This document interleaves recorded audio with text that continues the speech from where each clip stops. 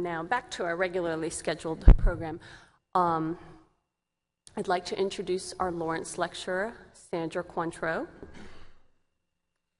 Sandra has made significant contributions to the solid waste management field for more than 40 years.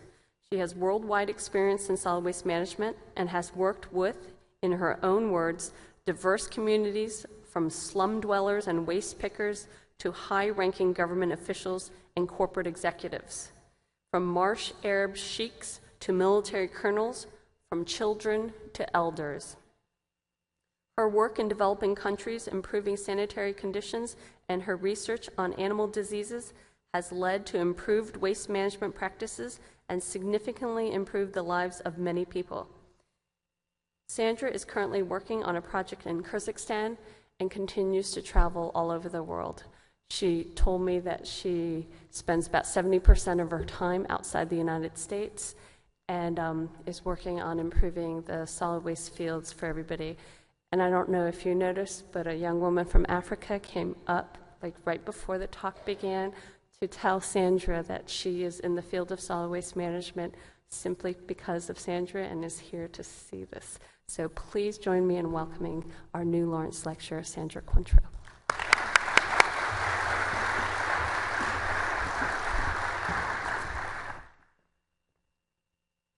Thank you to the SWANA and also the Board of Trustees of the Lawrence Lecture. SWANA has an important role in the world and has been a leader in the world in waste management associations, and that has been an important part of, is it working okay?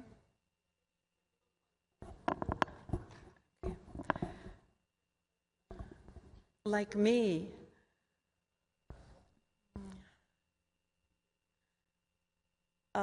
SWANA's work in creating a professional association has been at the cutting edge of that kind of endeavor. And it really has made a difference here in North America to raising the platform of the solid waste profession, making it professionally esteemed and respected. And one of the things I've always done in developing countries is encourage them to create solid waste associations. And now many of them have. And some of them have even become chapters in the International Association. But it is the gathering together of professionals to advance their profession that has really made the biggest difference for our solid waste sector as a whole. So my congratulations to SWANA for leading the pack on this and contributing also to the International Association.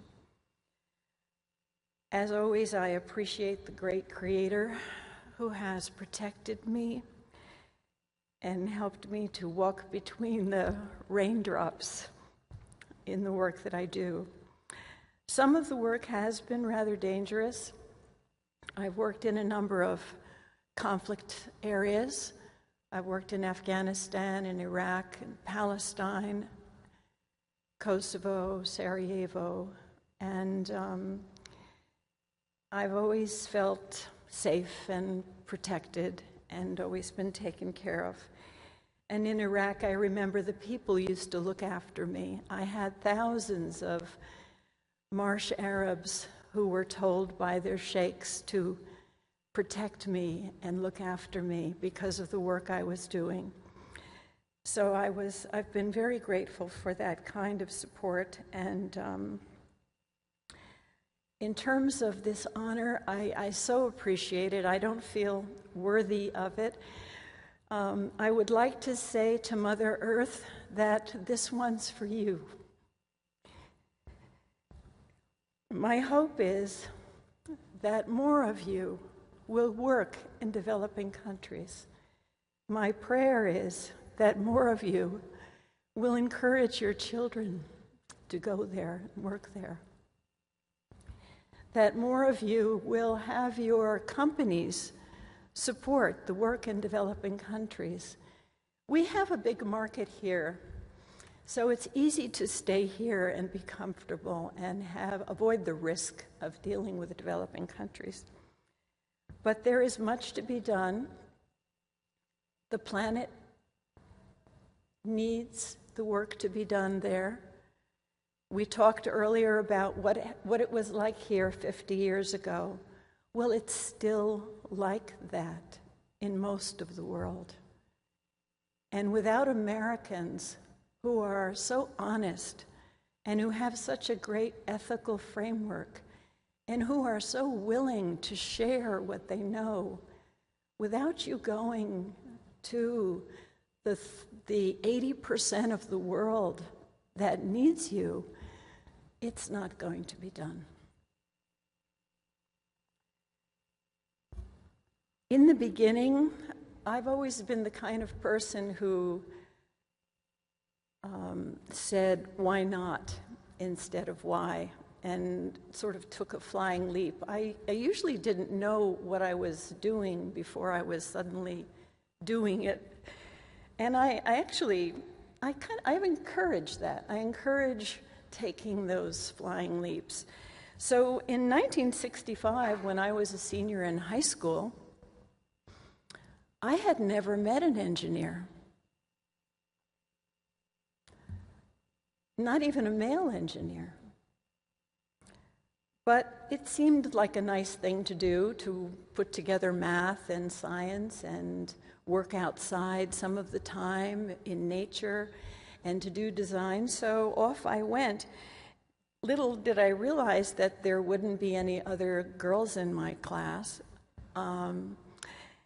And it wasn't so easy, and people were sometimes saying, you know, you're taking up the slot of a man who has to support a family, and you know, you're a woman, you're probably not going to work in the field, so you're taking up space. But I persevered anyway. I figured I had just as much right to the space as the others.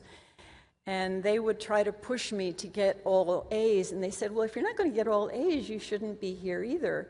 And I said, well, why is it okay for that fellow over there to get C's, and I have to be getting A's? So anyway, I worked my way through school, and I did things that were a bit odd, doing some runway modeling at lunch hours, waiting on bar tables at night, in late-night diners, serving breakfast at 3 in the morning. But I found my way through school 6 years later and was the only female to graduate in my class of 1,000 men. And wondered, well, now what? I couldn't imagine going into the workplace and working, but I did, and found out that there was only one female engineer out of every 10,000 male engineers in the workplace back in 1970. But what was quite amazing is that people were always wonderful to me. I really never felt in the workplace a sense of discrimination. They couldn't have been more supportive. And so I was very lucky. I'm sure they found me odd when I started work at Malcolm Purney in my senior year as a co-op student. They found it odd that I would ride a motorcycle to the office every day. I was commuting 100 miles a day on a motorcycle. But it seemed reasonable to me because I couldn't afford a car or the fuel for a car, so off I went to do that. I was very lucky, had wonderful work. I worked, it was at a time that it was so exciting in the waste management field. I was lucky to work on the very first remediation in the United States. I was at Arthur D. Little at the time, and the Corps of Engineers came there. And they said, we want your company to have a competition among the staff to design the remediation for Rocky Mountain Arsenal, which was the very contaminated site with 35 square miles of contamination with nerve gas byproducts and other chemical warfare agents in the Colorado area. And they selected my design. And that was in 1976, and they implemented my design. So I was very lucky to be in the field at a time when it was cutting edge and there was a lot of creativity, and we were finding our way, we were writing our regulations. After a period of time, I felt like, well, now it's starting to get to be kind of predictable. So I wandered off to developing countries. There was nothing predictable there, and there still isn't anything predictable there. If you want to do creative work without a hugely binding regulatory framework, and you want to have a lot of opportunity to make a difference, it's still the place to be. And it's exciting, and every place is different.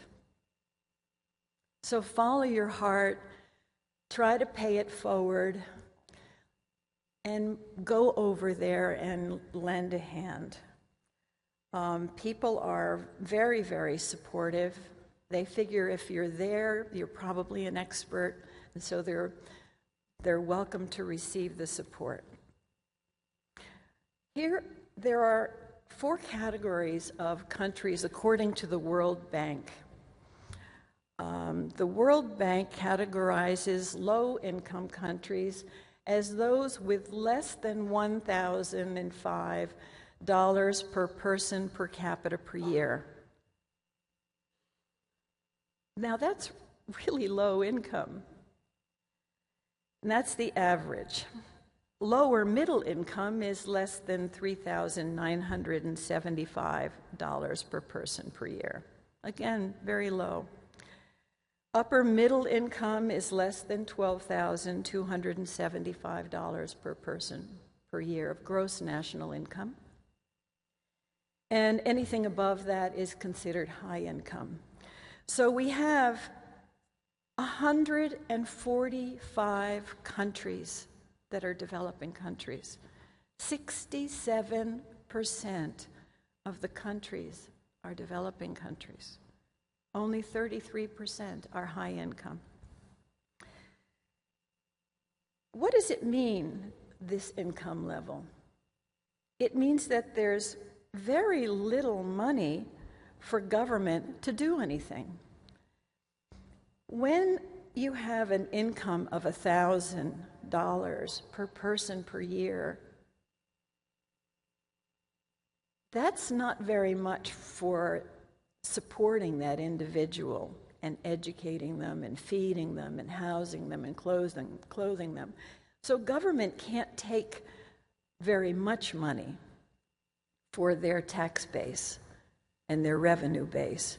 So in the lowest income countries, government takes about 10% as their revenue, which is about $100 per person per year to do everything that government has to do.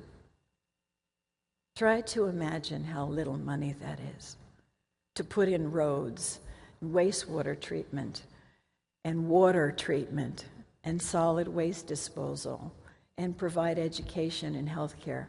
So, of course, if you have to cut corners anywhere, where is it going to be? On disposal.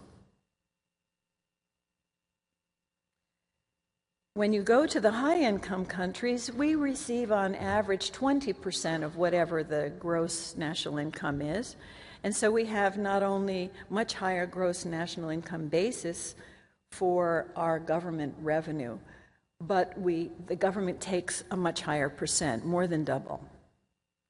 So you can imagine that, we can obviously do much more.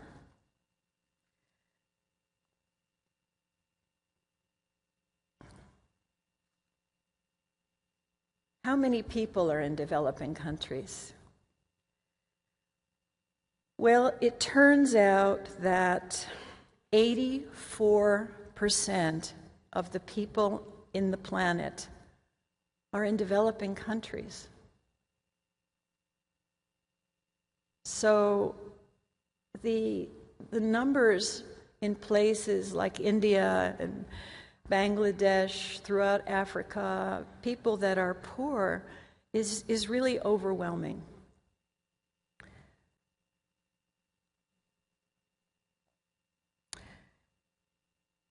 Sometimes when people talk to me, they imagine that there isn't a big reason why poor countries can't do better. Because after all, the labor rates are low. So since the labor rates are so low, they should be able to build things and fix things. But it is a global economy. And most of these countries don't have iron and steel plants. They don't have their own petroleum industry. They don't have a big manufacturing base to make landfill compactors and build trucks or create steel plate and other machinery, so they have to import that.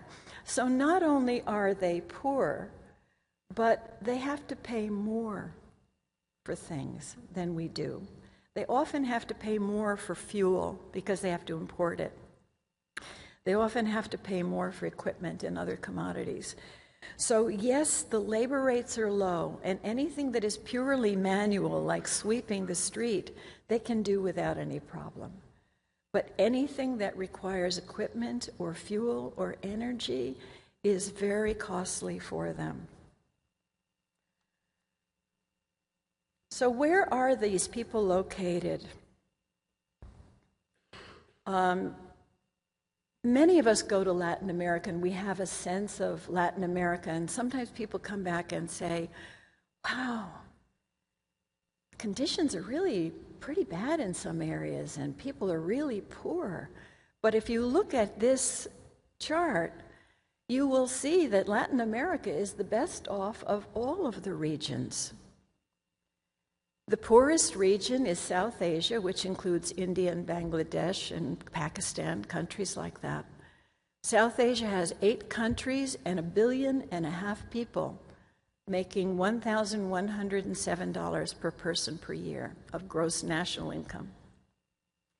Sub-Saharan Africa is only less than $20 more per person, 40 countries, and 0.8 billion people.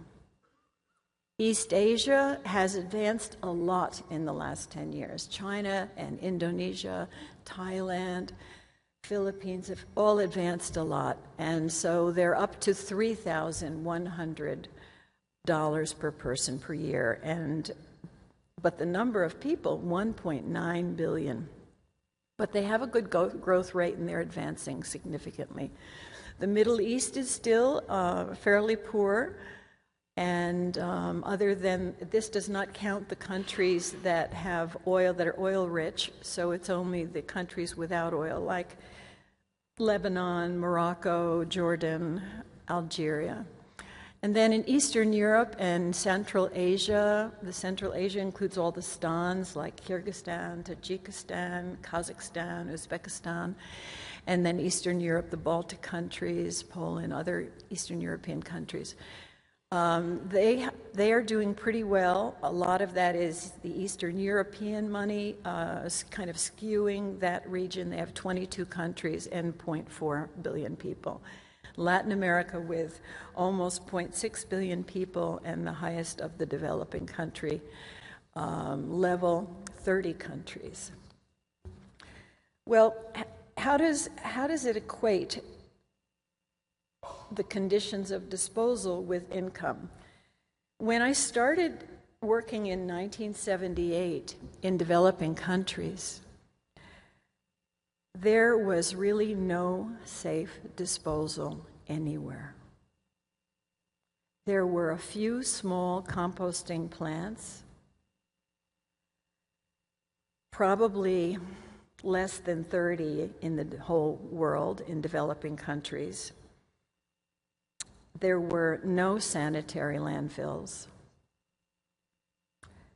And I think there may have been one in Argentina. There was one in Argentina. And so we started out just trying to give people push carts and donkey carts and tractors with trailers to collect the waste. So all of the work at that time was focused on collecting the waste and trying to get some communities to put soil on top of the waste. And we would mobilize people to do manual labor of putting the soil on top of the waste with manual labor. Now, in low-income countries, we have less than 5% still with safe disposal. 5% of the waste is safe disposal. In the middle-income countries, the lower middle-income countries, it's less than 30% is safe. Upper middle-income countries like Argentina, Brazil, Colombia, still less than 60% is safe, but it's huge progress. And in high income, it's almost 100% of the waste is safely disposed of, but not 100%, because actually there are a number of countries that are high income that are still developing, like the Emirates, like a number of the oil-rich countries that have money, but they're still developing, so their waste disposal is still behind, but they're making fast progress. So you can see that there's more than enough work to do. There is not a crippling set of design standards and criteria and regulations. So there's lots of room for creativity. There needs to be creativity because you don't have the same resources in each place. So you have to find your way. Each country is totally unique. So every place that you go, you have to figure it all out from scratch. You can't take what you've done in one country and plop it down in the other country. It won't work. Some countries have some industrial base, some don't. Each is a different situation. Some have almost no water, some have power only three hours a day. Pakistan, power generally 3 hours a day. Can you imagine living like that, trying to figure out in the whole country, living with that kind of energy problem, and then thinking about putting in a treatment plant? It's not easy. It used to be that travel conditions were very difficult, but even when they were difficult, I would be so grateful when I went back to my accommodations and I could take a shower after sitting in the dump all day. And I knew that none of the other people that I was working with could, that they were lucky to be able to get water to wash their food and boil for their drinking, much less to take a shower. But now it's comfortable, it's convenient, you can travel comfortably just about everywhere. Not quite everywhere, I still have to use more pit latrines than I'd like to mention, but pretty much almost everywhere you can be comfortable. And one person is enough. If you have vision and focus and intention, and you keep your vision that you just want something positive to happen. You don't have an agenda. You just want something positive to happen. And you go there without any assumptions or judgments, but just that goal. Then it'll happen. One person can make a difference. Believe in miracles. If a tiny miracle is possible, then the great creator doesn't know the difference between a tiny miracle and a huge miracle. Any size miracle is possible. It's like these rice terraces in the Philippines. I mean, building one little rice terrace is no big deal, but creating mountainsides full of rice terraces is a very big deal. It almost seems miraculous. But you just take one little baby step at a time, and before you know it, things get resolved. I remember when I went to Iraq. I went to Iraq after chemical agent training in Fort Sills and learning how to use a handgun and a few other things. I was with the first team that went out 2 weeks after the war ended to do reconstruction. So I was the only engineer for the US government in the South. And I was only going to work on solid waste, but there weren't any other engineers in the South. So there I was. So I mobilized about 25 Iraqi engineers, and we got some of Saddam's hidden monies, and we had some money also from the US government.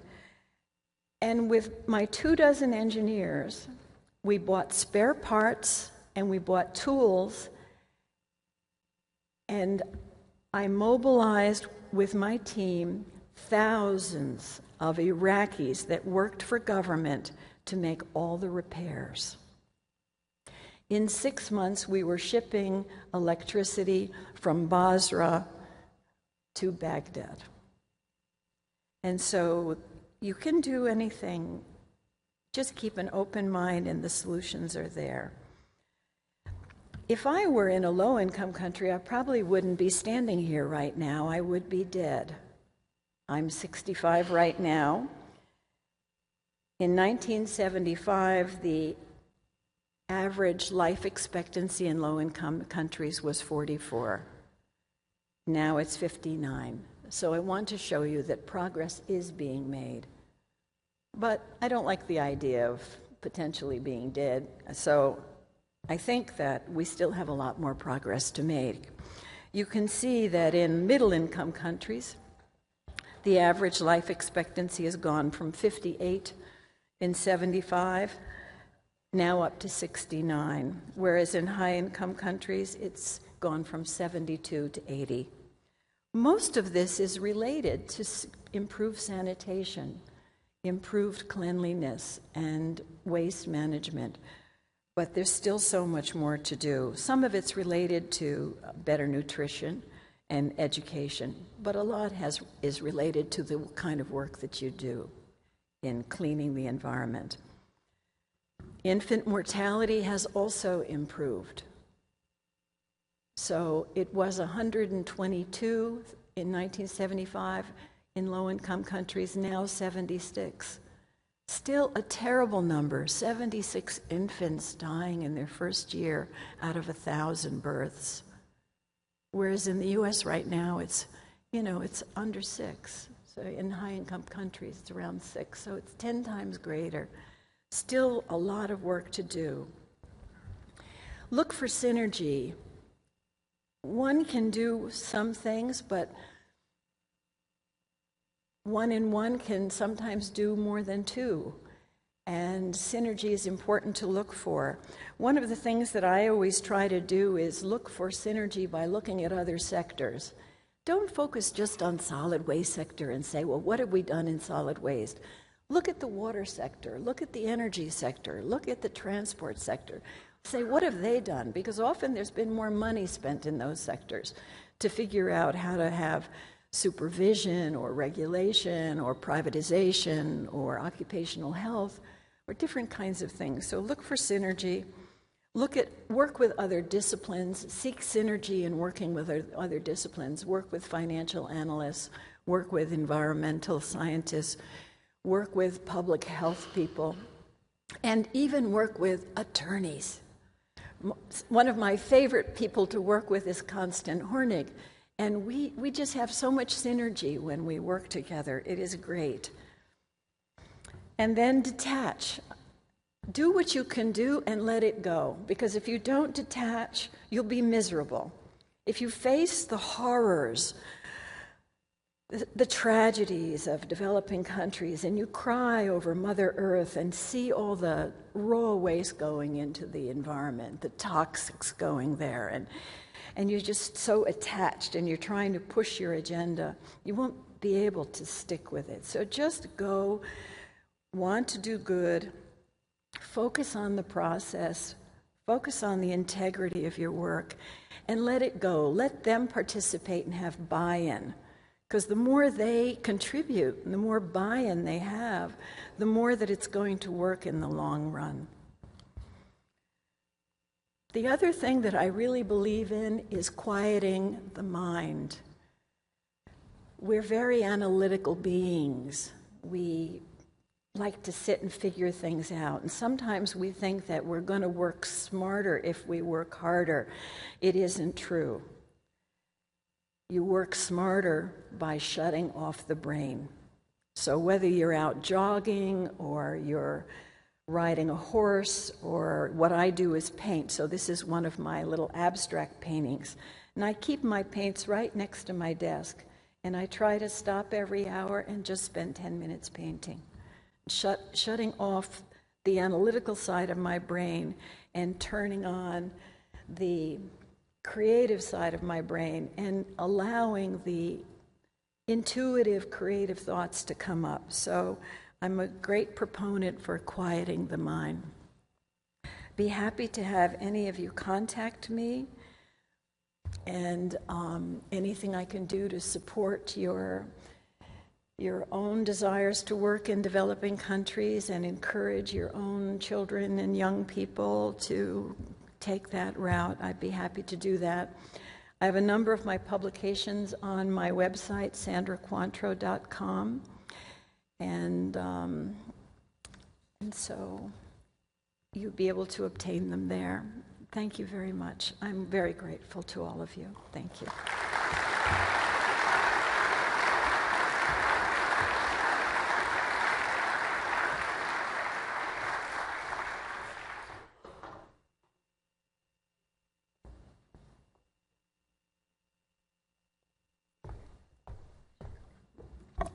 Thank you, Sandra. We really appreciate it. Next, we're going to go on to the Game Changers event. It's supposed to start at 10.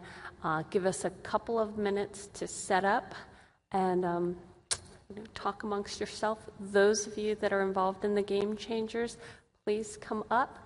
And if you have a question for Sandra, she's right up here, and don't everybody come up at once.